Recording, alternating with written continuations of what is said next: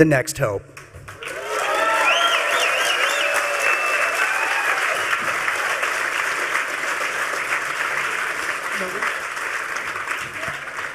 Well, yes. Wow, wait. What? That was a pretty big reaction. I wasn't expecting that. Is somebody trolling me? What's going on with that? All right.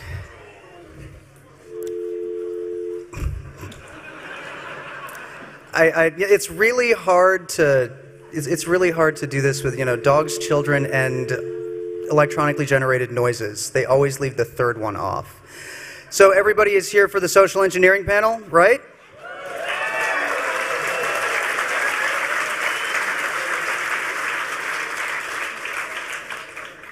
Okay, as you know, we're trying to get back on the schedule as quickly as possible. Here in Bell, our overflow, the talk for noobs, which is not nearly as well attended as this talk, is happening in Lovelace.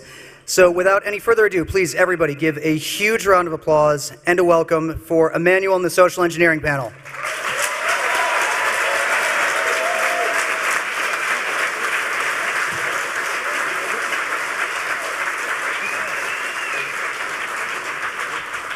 Greetings everybody, and welcome. Hope you're all having a great time at the conference. It's too bad it has to end tomorrow, isn't it? It really is. Well, if you want this place to stay standing, please sign our petitions that are located all throughout the space to save the hotel, because we sure as hell aren't going to have a conference in a 67-story office building if that gets put here instead. Social engineering. This is a tradition since the very first HOPE conference, where we talk about ways of getting information from people and demonstrate it live through our amazing phone lines. We'll do a little bit of that, but first I'd like all the way over on the left for people to start introducing themselves. Oh, Bernie, are you okay? Hi, I was backstage hooking up phone lines. Oh, okay. Bernie's the guy hooking up the phone line here and making sure it works. And apparently he's doing that again. While he's... Okay, are you back? I'm sorry? Introduce yourself so we know who you are. Oh, I'm sign language. I'm Bernie S, and I've been known to make some phone calls in my day, and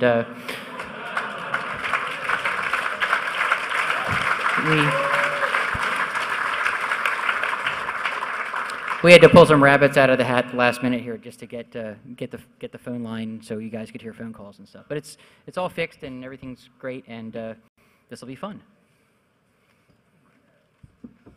I'm not Kevin. I social engineer people.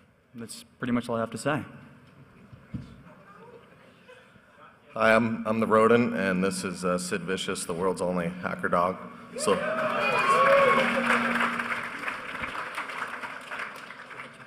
oh, hi, I'm Gus. I'm here to tell a story about a friend of mine and something that happened to them with Facebook and email. I'm Emmanuel, you probably know that, and I'd like to introduce Kevin Mitnick.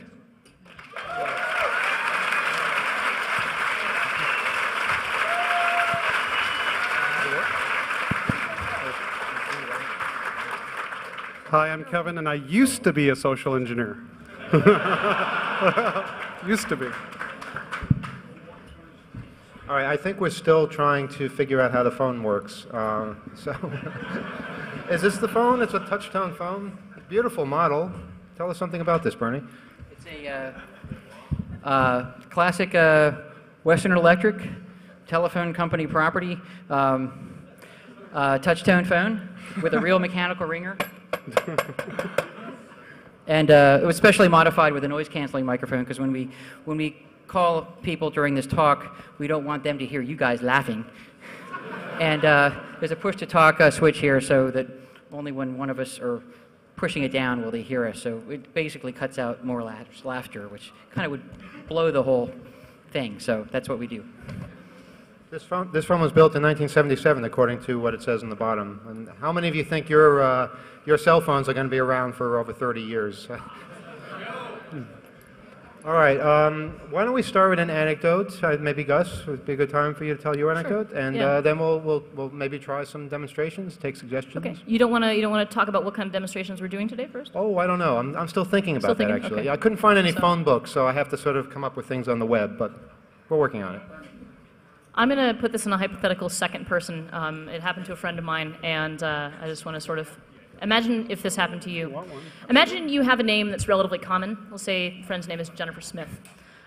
So person happened to get jsmith@gmail.com. Pretty amazing. Everybody on the internet suddenly believes that jsmith@gmail.com belongs to them. So jsmith@gmail.com begins to get emails saying, "Hi, honey, here's our tax returns. Hi, honey, here's some pictures of that car wreck. Here's a giant gaping scar. Pictures of the baby. Pictures of the vacation. Here's the person calling from, the job you just interviewed for, and we wanted to get back in touch with you and talk a little bit further about this job opportunity." This actually happened. So you end up with a great deal of information about people and ways you can slot yourself into their storyline in some way. Say somebody used this email address to sign you up for Facebook. Say, for example, that Facebook doesn't quite calculate email addresses the same way that Gmail does, where if you put a period in it and you did j.smith or jsmith, that could be two different accounts, whereas on Gmail it's only one account. Maybe you could log into that person's Facebook account. It'd be pretty easy to change the password. Maybe they already logged in themselves. Maybe they already had a couple of friends. Could you perhaps look at who those people's friends were and begin to friend them and build your own friend network? Say this person was somewhere in another state. What would you do? Could you, for example, say people started saying yes to friend requests without even knowing who you were, to the tune of 100 people not even questioning that this person who claims to be Jennifer Smith at gmail.com is the person they say they are. Don't challenge it once. Say you begin to populate that Facebook account with the things that you've been getting from that Gmail address. Like, here's the pictures of that car wreck. Boy, that was kind of a pain. Here's the pictures of our ski vacation. Nice picture of a baby as the profile photo. Do you think that perhaps somebody might say, let's suddenly give you one of those little Facebook awards for like, oh, you're the best dad because you have a baby, or best mom or whatever. So I just want to say that this happened.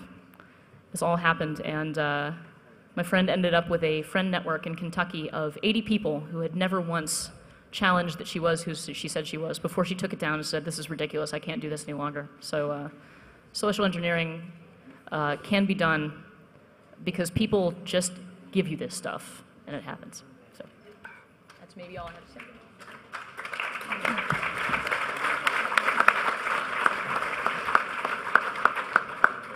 Okay, we're still working out the phone kinks, and I think Kevin's got a story to share while we do that.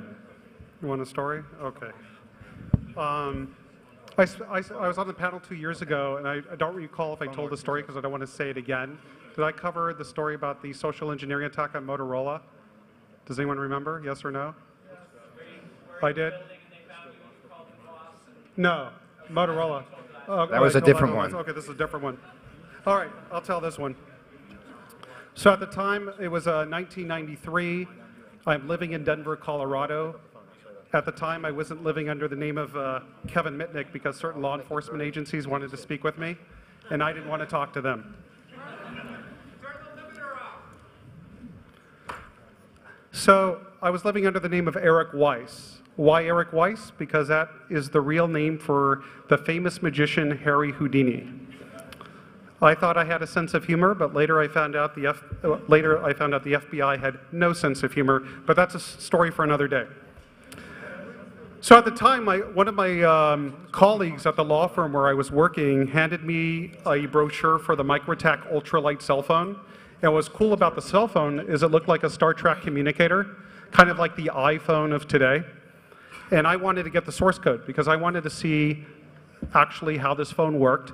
I wanted to become more invisible to the network because at the time I was running from the government, so I'd want to be able to modify the firmware on the actual cell phone to create invisibility. So I left the office around 3 o'clock one afternoon. It was actually snowing in downtown Denver. I get out of the lobby and I power up a cell phone, incidentally, not under Kevin Mitnick or Eric Weiss. And I call directory assistance for directory assistance, and I get the number from Motorola Corporation. I get a receptionist, and I say, hey, I'm trying to reach the project manager of the MicroAttack Ultralight project. So the nice receptionist told me that all cellular phone development was handled out of Schaumburg, Illinois, and she asked, do you want that number? I said, sure. She gives me the number, I call it, I get a different receptionist, and I tell her I'm looking for the project manager of the MicroAttack Ultralight project. So I'm transferred around 2, 3, 4, 5, 7, 8 times, and finally I'm speaking to the VP of R&D for all of Motorola cell phones, for what they call the Pan American Cellular Subscriber Group. And I say, hey, this is Rick over in Arlington Heights, because during the earlier phone calls, I obtained intel that they had a facility in Arlington Heights. And I said, I'm looking for the project manager of the MicroAttack. And he goes, oh, that's Pam, she works for me. I go, oh, and he goes, would you like her extension? I go, sure, wrote it down, and he goes, can I help you with anything? I go, no, no, no, I'll just talk to Pam, but thank you very much. So of course, my next call is to Pam. But I don't get her, I get her outgoing greeting on her voicemail, and she told her callers that she just left on a 2-week vacation, and that she'll be returning on such and such date, and if you needed any help whatsoever, to please call Alicia on extension blah, blah, blah. So who's my next call to? Alicia. So I call Alicia, I go, hey Alicia, this is Rick over in R&D in Arlington Heights, how are you today? I'm fine, how are you, Rick? Well, I'm doing great. I said, did Pam leave on vacation yet? Because when I spoke to her last week, she said she might be leaving on vacation. Oh, she had. Well, she told me that if she didn't have time to do this for me, that I can call you, that you would help me out. She goes, well, what do you need, Rick? I said, I need the source code for the MicroAttack Ultralight.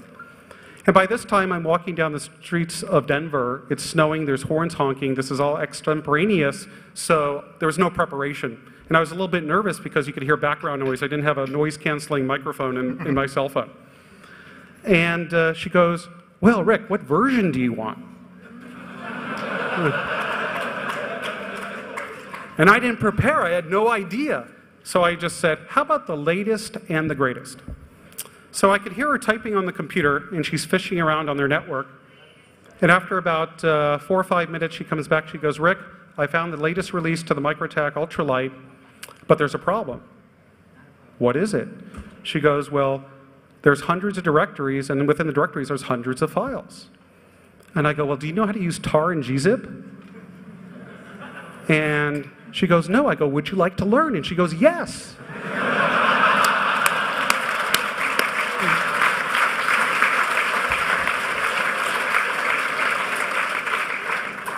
So I became her instructor for the day. So after the day's lesson, we had a 3 megabyte file of the source code that I wanted to look at. So my next question to her is, do you know how to use FTP? And she goes, file transfer program? And I go, yes, precisely. So think about this. I'm walking down the street. It's all off the cuff. I'm 10 minutes away from my apartment. And I couldn't give her my IP address hacker.colorado.edu, right? Because that's outside of Motorola's campus.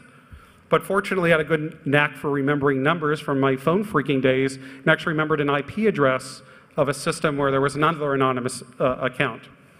So I said, try to open up a connection to this IP address. And she tried, and it kept timing out twice, 3 times. And she goes, Rick, She goes, I'm going to talk to my security manager about what you're asking me to do because I can't open a connection. And I go, no, no, no, because I'm already on hold. And I go, oh my God, you know, obviously the jig is up. So I'm thinking as I'm walking down the streets, and you know, when you're waiting for something, how seconds become minutes, minutes become hours. And, you know, I was getting nervous, more nervous as the time went on. Thinking, oh, they're going to hook up a tape recorder and that's going to be Exhibit A later.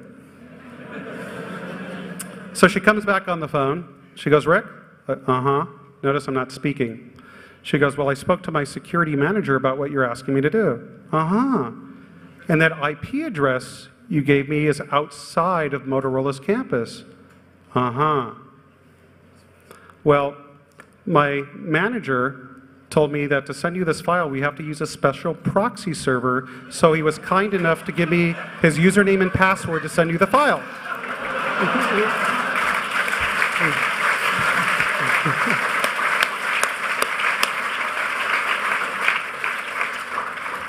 So by the time I put the key into the front door of my apartment in Denver, the source code to the MicroTac Ultralight was sitting on the box. So I think that really illustrates the threat and impact of social engineering. You could have the best technology money can buy, and if you have a good gift to gab and you find the right targets within an organization, that bypasses all the technologies. So there you go. Awesome.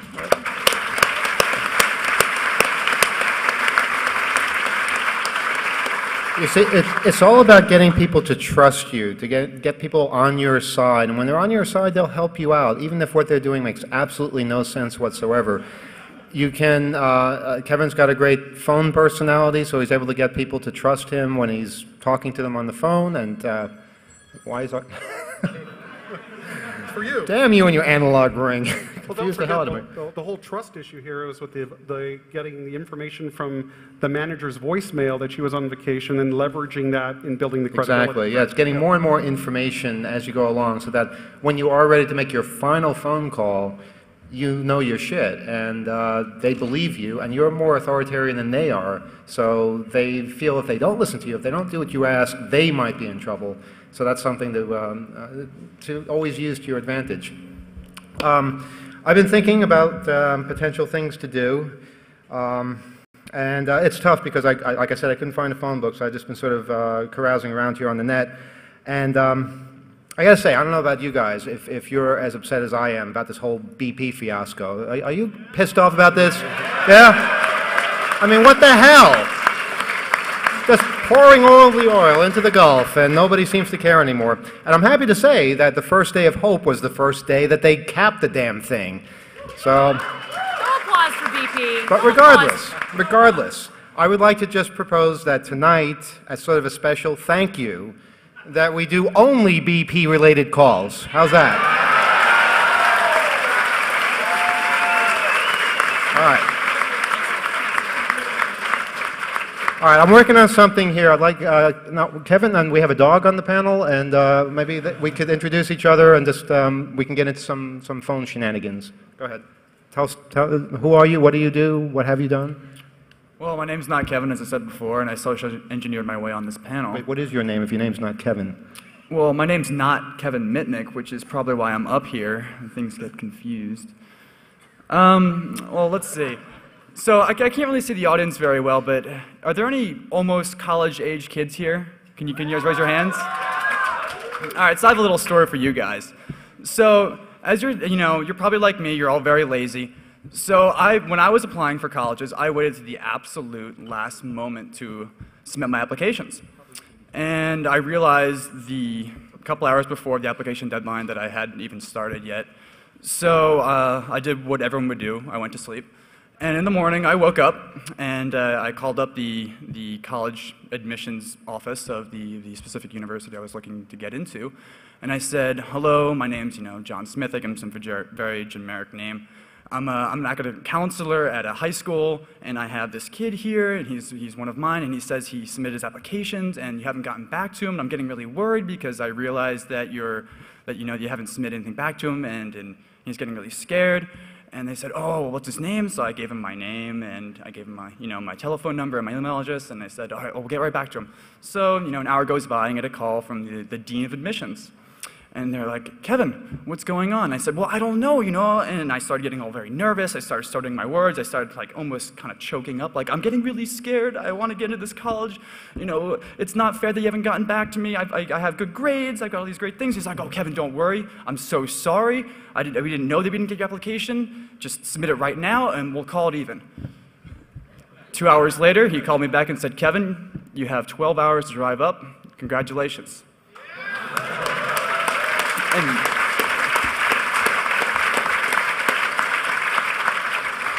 So social engineering is not always about, doing malicious things. It's more of a self-serving sometimes, I guess. Didn't you use that same tactic to get a populated badge here? I can't answer that. Oh, it works on us too sometimes. Hi, I'm the Rodent, and this is Sid Vicious, the world's only and probably the best social engineer hacker dog around. So let's see, he's gotten me into a central office or gotten me into the back of a bank vault, and he's gotten me out of a very, very expensive ticket. So that's probably the most self-serving thing that he's done. And I lived out in the desert in Las Vegas or Nevada, and you can drive fast, driving long distances, and I got pulled over, and the sheriff or the patrol officer was really pissed off and speeding through his territory, and he came up to the window and started telling me, and took my license and registration and went all this, and then after he came back and he started writing the ticket, and he was asking me why I'm driving so fast, and he can bust me because he got me going over like 95, and I rolled down the window a little bit so Sid could get some air, and within about like 30 seconds of talking to him, the officer was like petting Sid, and he was like, "He's got some water?" His conversation changed from me committing a felony through his territory to my dog if he's got water. So after a couple minutes, he was like, "Well, tell you what, I'm going to write this for a lot less so you don't get as many points and you can actually go to traffic school." So he wrote it for like 25 miles an hour under what he clocked me for. So and that was all. I know it was just, I just cracked the window a little bit and Sid just started talking to him a little bit and his way of being, and was able to not be in so much trouble. So. I actually learned something the other day about New York City traffic tickets. If you haven't heard this, once they start writing the ticket, they can't stop. But if you catch them beforehand, Waterworks might work for you. It almost worked for me, but the officer was like, "No, I can't do it." I started to write the ticket. So, although she may have filled it out blank in the end, it was nice of her. Don't you know how to get out of tickets with social engineering? I think that was what I did. Okay, but there's a better way where you can get out of any tickets even after the guy writes it. Oh, do tell. But I don't know if it works. It works in California. It works in Nevada. Of course, I never did it. Right. And if I did do it, it's past the statute of limitations. That's my disclaimer. So once you get the ticket, you get the officer's serial number or badge number and the name. You already know what agency he is with. You have a court date to go.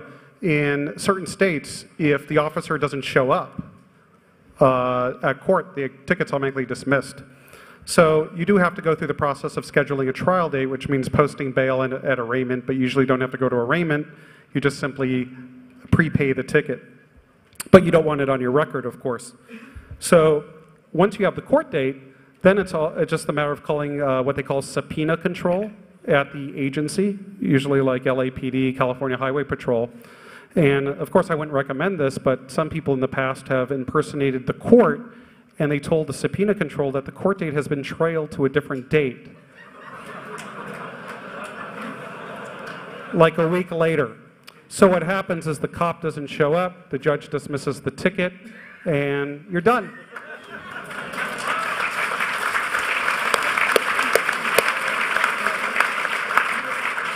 Okay, we're ready to do the first call. Hopefully the first of many. Is there anything I need to know about this contraption? Just pick it up? I was going to say something, but I can say it. Yeah, you can say it later. All right. All right, pick it up. Do I hit a thing? Suppose yes. You should be able to press this in. Press that in. Press the handset. Press the handset in? Yeah. And then you can hear Press me. the Okay, got it. All right. Now what I'm going to do, just to explain, I'm going to call a station, a gas station. I don't know if they're open. See, we didn't plan any of this out. It's not scripted or anything like that. So a large part of social engineering is failing. And we may fail, and that's something you have to get used to. The other thing is the quick getaway. When somebody makes you you're trying to get something you're not supposed to get, you need a way to gracefully back out so that all alarms aren't raised. So we're going to try that now. So I'm about to lift the receiver. Okay. And you can bring it up. I'm going to dial a number now. I'm just picking a station at random. I don't have to dial 9, do I? Okay.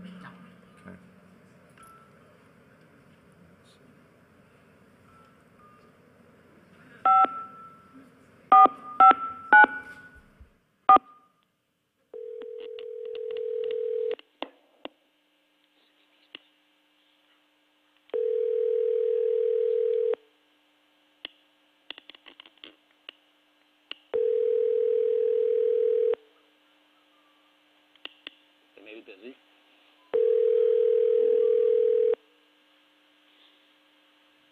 Hello, we are not available now. Please leave your name and phone number after the This is another.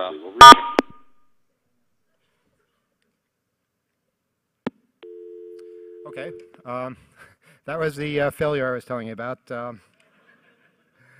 thought they'd be open. They could be very busy. I'm going to try another one. We have a list of them here. Aren't they closing? Not yet. After tonight, maybe. All right, we're gonna try another one.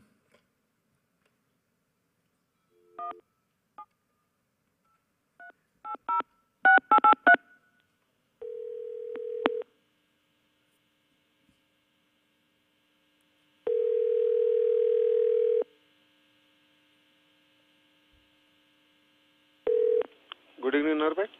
Yeah, hi, it's Brian over at BP Corporate. Who am I speaking to? I'm sorry? This is Brian over at BP Corporate. Who am I speaking to? Yet, I'm sorry, no understand, sir. I'm sorry, I'm calling from the corporate office. No, sir. Yes, I am. I'm calling from the corporate office in Houston. Yeah, tomorrow morning is office is closed right now. Tomorrow morning 8 o'clock is open office. You're not. What is your station number? Can you tell me that? BP gas station, this sir. Yes, I know it's BP, but what station number is this? Which number? The franchise number. Your street? I'm sorry? Street number? The number of your gas station. Your phone number? No, the franchise number. I don't know, sir. You don't have that information. Okay. Okay, what is the manager's name? Yeah, Vicky Rana, sir. Okay, thank you so much. Welcome, sir. Good night, sir. Sometimes you just have to cut your losses and move on. I'm sorry about that. Can I try one more? Maybe we'll get a better result. Oh, boy. All right, don't worry. Patience is the key.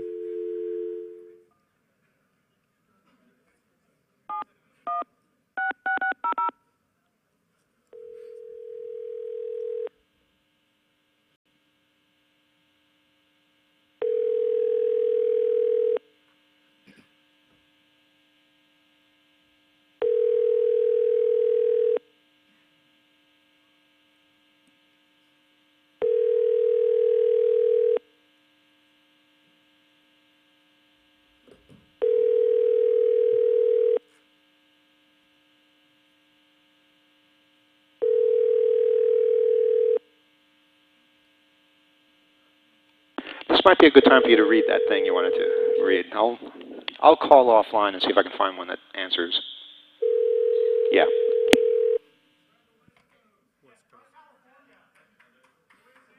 Good ideas.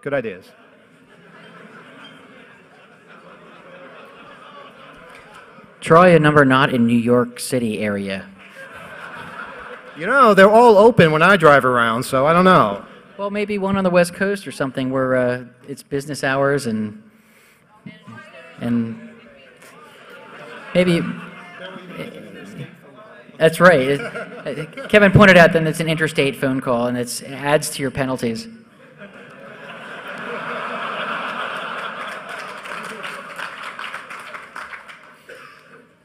Well, I'm gonna tell a story that has nothing to do with these phone calls, but I tend to involve myself in the social engineering stuff that has some sort of social good thing more recently, and I was looking at some of the G20 protests videos from Toronto a couple, 3 weeks ago, and yeah, some of them are pretty disturbing. I mean, just mass police forces. These guys decked out in incredible riot gear, and in one video I saw, the police were intimidating the crowd with a green laser, which I thought that's weird. But then what really intrigued me, like 15 seconds more into the video, which I had hoped to show you, but it was just taken down off of YouTube, so I can't show it now. I should have stored it, my fault. But anyway, what I saw in the next few seconds of this video, and it was taken at nighttime, the police in their riot gear were marching away from a crowd, and they all had these blue lights on the backs of their necks. And I'd never seen that before. There were like 20, 30 cops in riot gear marching, signal filing. They all had a blue light in the back of their necks. I'm, what the heck is this? Because I'm really intrigued by technology I haven't seen before. And I'm, what are these blue lights? I'm like, it was bugging me for like a week. And then just by dumb luck, one of the law enforcement technology magazines I subscribe to was emailed to me, and in that issue there was an ad in the side column in the header for a product called triage lights. What is this? Is this possibly what I saw? Apparently there's this product called triage lights, you know, spelled like triage, and what they are, and law enforcement are using these now, it's something to identify law enforcement to other law enforcement as friendly. You know, military has used this technology for years, called IFF, identification friend or foe, in radar systems, electronic countermeasures, but this is great. So I called the company who makes these things, convinced them that I was a dealer selling equipment to local law enforcement agencies in the Philadelphia area, and I needed a sample of one of these devices. And they wouldn't give it to me for free, but it wasn't, it was like $40-some. So I gave my credit card number, they shipped it to me. And this thing is neat. It's about the size of a pill bottle, and you can adjust it for any color in the visible spectrum, and even infrared. And you can make it flash at different rates as well. So if you know the color of the day and the duty cycle, like the flash rate of the day, you too can identify yourself as friendly to the police. So I brought this thing to Hope. I didn't bring it here. It's just because I just see a light. It's not a big deal. But I'm taking it down to the hardware hacking area. We're going to reverse engineer this thing and publish a low-cost alternative to this. We want to get the brightness comparable, so it's the same brightness and the same flash rates and that sort of thing, so it's plausible. But I don't know how much it's really considered a social engineering hack, but it is fooling people when they see something into thinking it's something that it's not. And I think everybody should identify themselves as friendly to the police. So,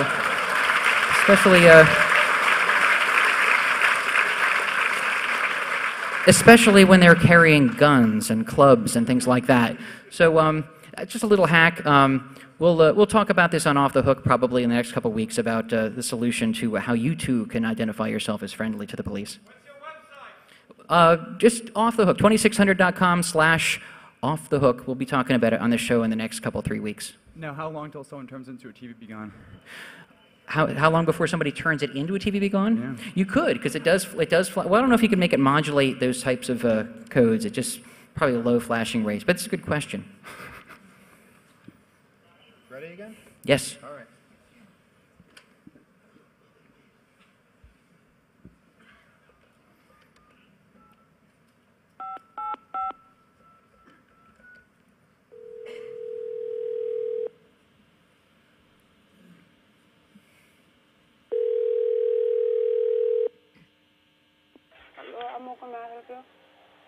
Hello? Hello? Yes, hi. Is this the BP station? Hello? Yes, can you hear me? Yeah, can I help you? Yeah, hi. It's Brian over at BP Corporate, returning your phone call. Who do you want to speak to? Well, is the manager there? No, there is no manager here right now. Okay, well, we're returning the call about the survey that is due on Monday. Oh, okay. Who would have called us on Friday afternoon? So you have to call tomorrow and talk to the manager because right now there is nobody that you will talk to. What is the manager's name? Billy. How do you spell that? Billy is D-I-L-L-Y. D-I-L-L-Y. B. Okay. I-L-L-Y. Okay, we're calling from the corporate office. We need to get the survey back by Monday for the compensation package. Oh, okay, no problem. So it's important that we get the information for all the employees. How many employees are at this particular facility? So any question right now, you have to talk to the manager because I cannot answer you right now. I understand that, but I need to have the answers by tomorrow morning. Otherwise, you might not get the compensation. You can call tomorrow morning because right now there is nobody. There is nobody. Is there a way we can reach Dilly tonight? Okay, I will have to give the cell phone number. You have to give him our telephone number. The cell phone number? Uh-huh. Well, can you give me his telephone number? Yeah.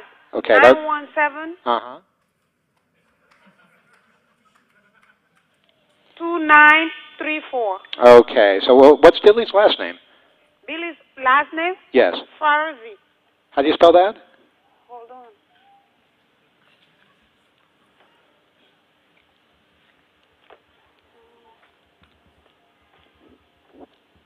think it's F-A. Uh-huh. F-A-R-A-C-N-I. Okay. And finally, what is your name? Maimuna. How do you spell that? M-A-I-M-O-U-N-A.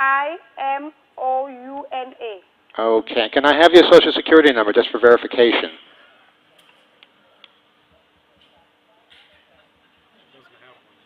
Hello? Hello. Yes. We just need the Social Security number for verification. For the what? For verification for the corporate office? You have to talk to the manager first because he said anything I have to talk to him before, you know. Okay. So you have to talk to the manager. But he doesn't know your Social Security number. We need your Social Security number. I know. Can I have the last four? The manager say anything, we should let him know before we answer anything. You understand? I understand. Can I have the last 4 digits then? A what? The last 4 digits? That would be fine.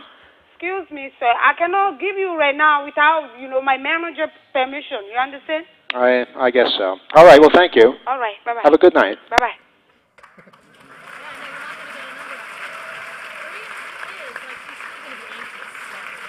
I don't really know where I was going with that. It was just so much fun. I just kept pumping her for information, and, well, we got Dilly's number anyway. We can give him a call later on. And, you give out somebody's home phone number or their cell phone number to a complete stranger just because they ask you to. She had some spirit, and she was able to keep herself from giving out the Social Security number, but people are able to do things like that very easily if convinced. Many's the time, well, not many's the time, but at least a few times, I've done things like in college, calling students and saying, can you give us your student ID number? Not the Social Security number, student ID number. It's the same number. And if you ask somebody for their Social Security number, they'll a flag goes up. And but student ID, yeah, okay, that sounds official, and they don't think that it's the same number in the first place. Well, that was actually in the Bronx. I don't know why the West Coast would be any different than that. Because they might still be open and have a manager there before too late. Okay, well, somebody tell a quick story, and I'll find something on the West Coast. It's also easier to social engineer people that. Not calling him. It's also easier to social engineer people that there's not a language barrier with. So I would have given up a lot sooner. Was that a language barrier or just an attitude barrier? Speaking of language barriers, this is sort of a language barrier trick that people have been using, albeit for a lot of fraudulent purposes, is most companies maintain a special phone line for hearing impaired callers. So you can use a TDD or a TTY, which you can, there's some computer software you can use that'll emulate a TDD or a TTY, or you can buy them like at flea markets for like $20. I did a talk about this at the First Hope. They're like a little keyboard and an acoustic coupler and this little alphanumeric display, and it sends the like radio teletype signals like anyway. So you can call a corporate office that has their TDD, TTDI number, and you'll directly reach a person, and they kind of feel sorry for you because you have an impairment. And you can ask them almost anything, and they will. You get away with any suspicious inflection in your voice is completely eliminated. But it's sort of like it's kind of like typing back and forth, in a chat room or something. But you're using a TTY. So that's one method I've used to contact companies and get them to do things that you could not possibly get them to do by talking to the normal frontline people that just use the spoken voice. So just another trick. I have a comment. The microphone too. Does it work? Doesn't work. Oh. Okay. If you want to get someone's Social Security number through influence tactics, the best way to do it is what they call the scarcity behavior principle, and that is where you frame the question where the target, if they don't comply with the request, they're going to lose something. So if Eric wanted to get the target Social Security number, it would have been better to say that he is with payroll with BP and there's been a problem processing the payroll check, and unless she gives out the Social Security number, she will not get paid, thereby suffering a loss. And that is a strong influence tactic for the target to comply with the request so they don't suffer the loss. Good point. And people will do more, will comply more with doing an action to avoid a loss than to actually realize a gain. There's been some social studies on this topic and a guy named Robert Cialdini, who wrote a book, Influence, has covered this if you're interested. All right, I'm following the advice of people here. I'm going to call something on the West Coast. Seattle? Is that okay? Yeah, like Seattle, all right? I haven't called this yet, so we don't know for sure it's open, but let's try it.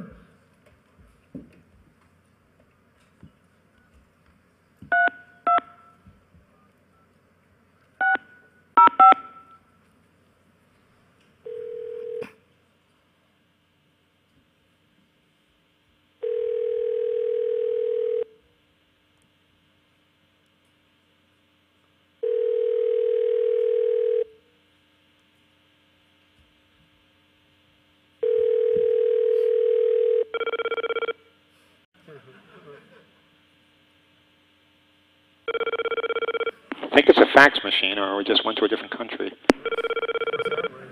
Tokyo, man. Sounds like a Tokyo ring.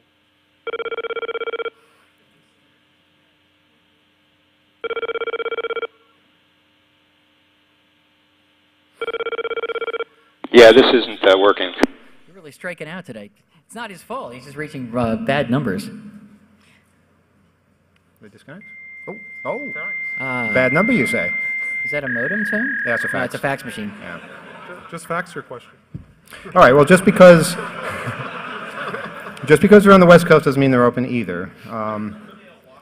What I can do is call while somebody else tells a story and simply call that one back.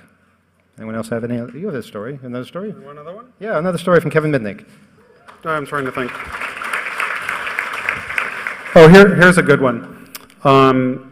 My autobiography is being published next year by Little Brown, and this is a story I haven't told, but that's going to be in the book. So it's kind of like a view into some of the social engineering antics I did. Well, remember I hacked Motorola, I got the source code.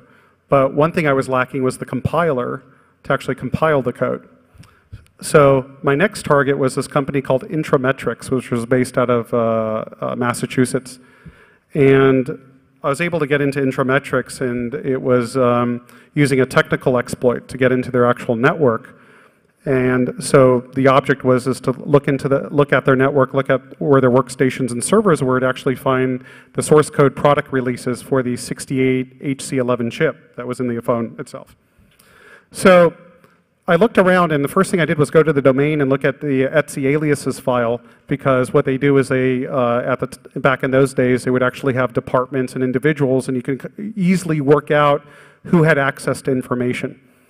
And through the aliases file, I found an engineering group and a list of engineers. Really easy. And then so their workstations were compromised, and the problem was I couldn't find the compiler. I couldn't find the source code. I couldn't find the binaries that were released to the market, but I did find a script, and the script in one of the engineers directories was called make product. Well, actually make prod, and actually it had the locations on the network where all the, to build the source code and where their product releases were. And when I went to those machines, nothing was there. So now it was time for a little bit of social engineering. So in the aliases file, I found their sales groups, and one of their sales offices was in Washington, D.C., and I already knew who the engineers were. So I called up one of the lead engineers, this guy named Marty, and I said I was David Burton over in the Washington, D.C. office. I'm a sales engineer. The first thing he asked me, he goes, what office are you in? I tell him the office. He asked me who I work for. I told him who I work for. And then he goes, I told him the problem. I said, I have a sales meeting tomorrow. I have an older version of the 68 HC11 compiler, and I want to show the potential client the newest release. And he goes, well, he goes, can you keep a secret?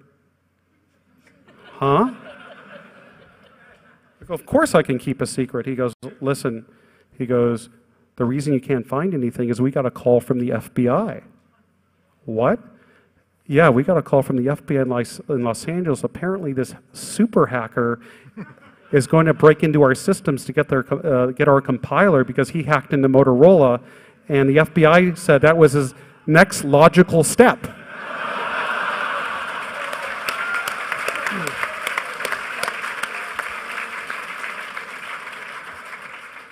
So I told Marty, I said, you have to be kidding. I mean, come on, I really don't have time to joke around. I mean, really, why isn't the code out there?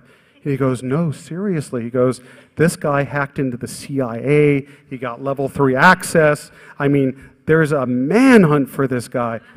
And I go, what's this guy's name? He goes, I have no idea. I said, wow. I go, I didn't hear anything about it. I said, but believe me, I'll keep it a secret. I promise I won't tell anybody. And I said, you know, I still have the problem, Marty. He goes, what do you mean you have the problem? I said, I have this sales meeting tomorrow. I need to show the client the latest compiler, else we could lose the deal, lose revenue. He says, all right, this is what I can do. I could upload the compiler to my workstation. I'll let you grab the copy, and then I'll remove it from my workstation. I said, you know, Marty, I said, this is a great idea. In fact, when I copy it over, I'll actually remove it to my workstation. I'll put it on removable media, so it's not even on my workstation either. Is that a good idea? And he says, yes. So he uploads it to his workstation. I copy it. And, of course, I removed it by sending it over to a system over in Colorado. And I don't think Marty knows to this day that he was actually speaking to the hacker. He'll find out when he reads the book.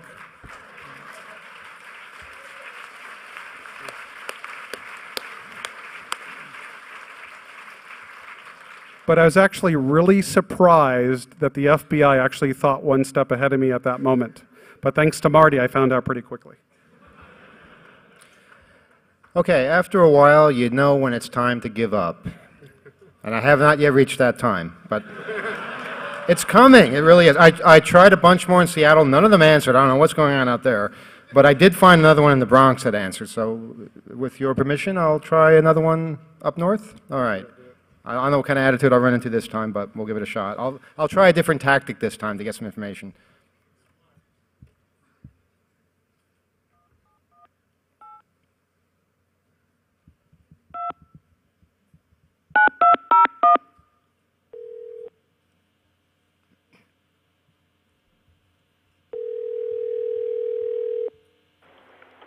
Good evening, BP. Yeah, hi, it's Ray over at Verizon. We're having some trouble finding your location. Can you tell me how to get there? Yeah, our location is 481 East 163rd Street, Bronx, New York 10456. Okay, and what is the trouble that you're having with the phone? I'm not that sure because I am working here. The manager is left already. So, what's complaint he reported to you? Yeah, the report came in earlier. How many phone lines do you have? Phones? I'm sorry? Say it again, sir. How many phone lines do you have? 2. 2 phone lines. What? Obviously, it's not the one I'm talking to you on. What's the number of the other phone? Other phone number is mainly using for the fax. Right. Oh, I am not sure what that number is. If you hold for me. I appreciate it.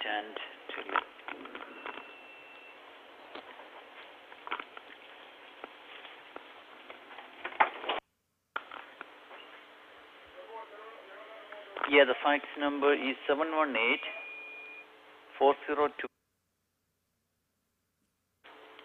Okay. And when was the last time you received a fax? Oh, I don't really know because I don't deal with that, right? Okay. Yeah. All right. Do you use this for any kind of data transmissions, credit card transactions, that kind of thing? Pardon me? Do you use the phone line for any kind of credit card transactions? Big? Yeah, because I brought all of them yesterday, and there was only one more pack left over there, so I need more. No, we have more. You have more? How many you want?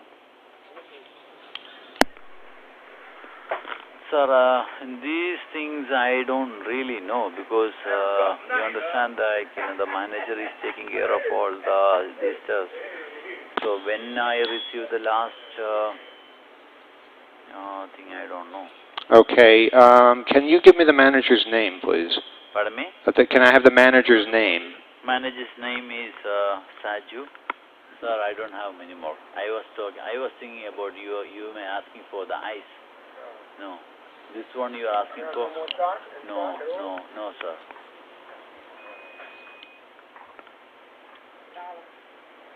For what? 2410.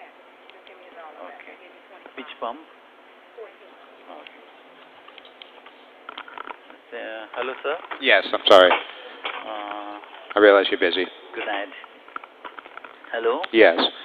Now, do you have the station number, your franchise number?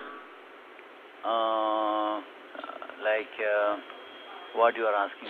For BP, because we work with BP Corporate, and we just need that station number because we don't have that on our address. This address would be fine, right? I'm sorry? This address would be fine, right? The address I told you earlier? Right, and that wasn't coming up in our records because BP has a master account with us. Oh, is it? And we don't have the station number. That's the problem. Shit. So where I will find out the station number? If I check it with your Verizon bill, yeah, it will be fine. Do you have the Verizon bill there? Yeah, it's here. If you could read the numbers off the top, that would answer all my questions. Sir, it's like AT or RN. It start with IAT or RN. The one all the way on the left. 00003431. Yes. Huh? And there's more, isn't there? Pardon me? There the other numbers as well. Yeah, 000 zeros, then 3431. Okay. Then 01, then 80. Okay, I think I've got it from there. Oh, okay. Okay, and what are you 24 hours? Yes. Okay, so there will always be somebody there. We're running a little late with the heat and all that. Oh, I see. But these all the informations probably nobody can, nobody else can give it. Right. But we're Verizon, so we already have that information. Huh? Yeah, we already have all the information. We just needed to verify it. Oh, yeah. All right. So this is good, right? This Yeah, number it's perfect. Yes, thank you very much. And we will have somebody there as soon as possible. If we're able to fix the line remotely, then we'll be able to do this without a trouble call, and your line should be working fine. To start the repair works, you need to go into the office, right? Right. Yes, there will be somebody in the office. Correct. Yeah, but in the night there won't be anybody. Oh, are you not in the office now? No, because in the counter, that is office is separate. It's locked by the manager. Now I am here. I am working a partner. That's why I could able to go inside and verify for you the number. Oh, because you don't have the key. Yeah, I have the key, but I will leave from here at 11 o'clock today. Okay, it's currently 5 to 10. So if we have somebody there by 10:30, would you be able to get into the office? Tomorrow? I'm sorry? Tomorrow or when? It would be tonight. If we're there by 10:30, would you be able to get into the office? Oh, today 10:30. But then, how long they will take the? It's really just to check the line to see if it's got a condition on it. It shouldn't take any longer than 5-10 minutes at the max. Then it would be fine because tomorrow I need to drive all the way to Baltimore. Okay, I understand that. Now the other, it's the guy's technician. The technician name is Ray. Ray. And he, I'm not sure he'll be in a Verizon van. He might actually just be in a regular minivan. Early, it's already 10 o'clock. Yes. So. Where he is driving from? Well, we've had a lot of calls because of the heat. A lot of failures on the phone. I'm sure you know that the phones fail a lot in the heat. And what's going to happen is we're trying to get to as many as possible. If we can't fix this immediately in the central office, what we'll do is we'll send somebody out. He'll be there by 10:30. If not by then first thing in the morning, and there will be somebody there as well. Correct? Tomorrow is Sunday. Right. Number 11. Yeah, we're working around the clock. We're trying to fix all this. All right. Well, thank you very much. You've been very helpful, and by Monday everything should definitely be working just fine. Okay. Thank you very much. All right. Take care.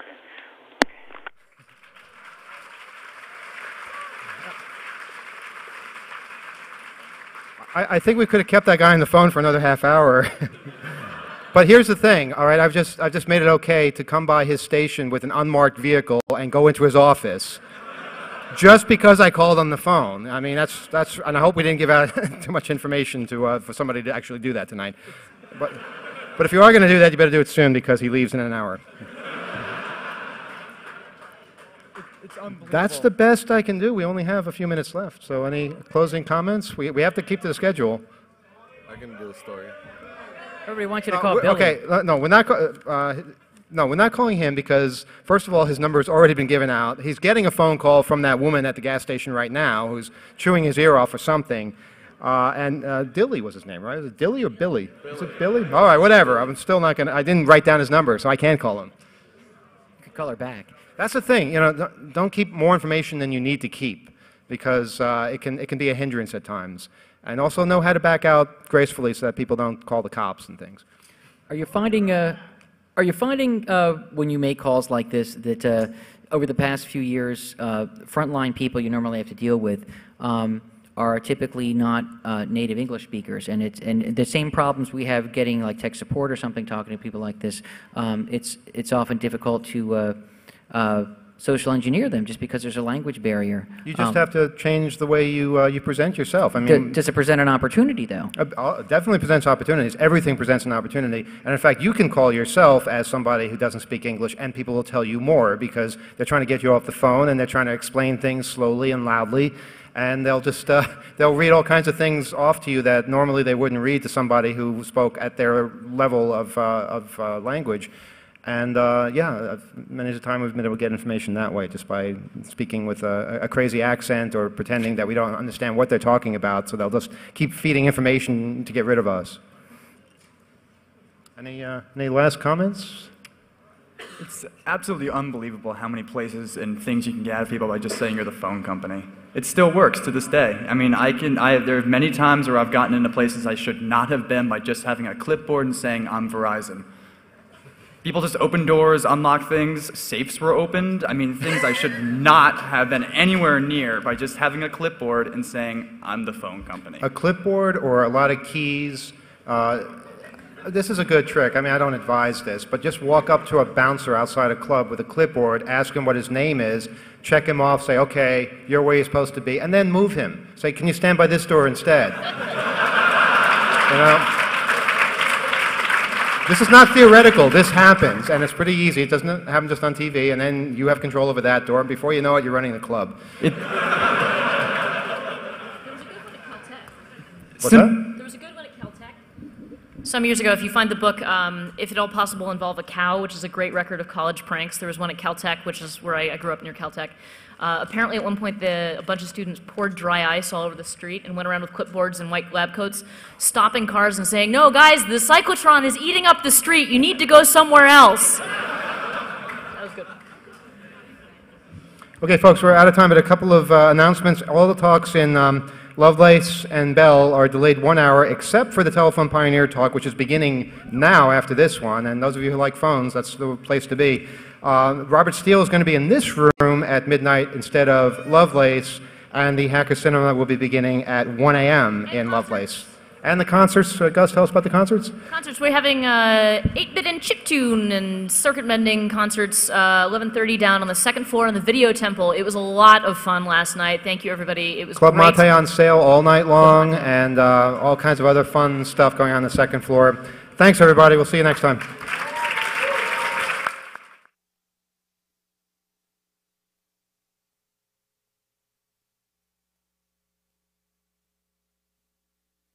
Once again, content provided by www.mediaarchives.com. Whatever you're doing in life, it should be social engineering. Oh my God.